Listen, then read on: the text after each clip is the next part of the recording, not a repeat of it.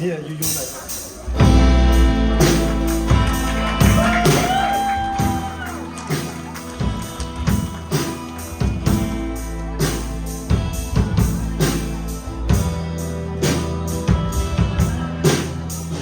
คนนี้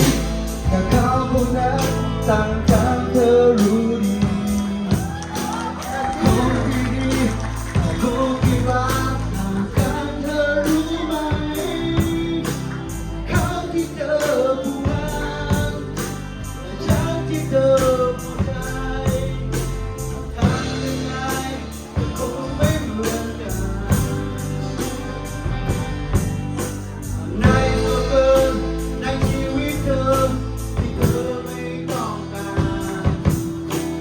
ทำอะไรให้ไปเท่าไรก็ไรเป็นรักค่าคำพูดที่เคยพูดแล้วให้ฉันมาแต่นานอยากบอกเธอรู้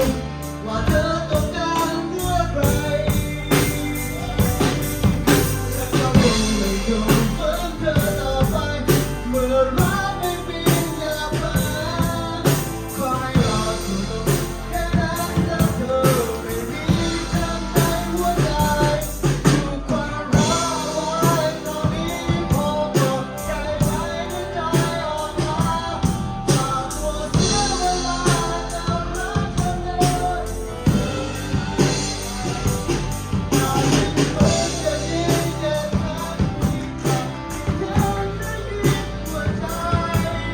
ที่คนนี้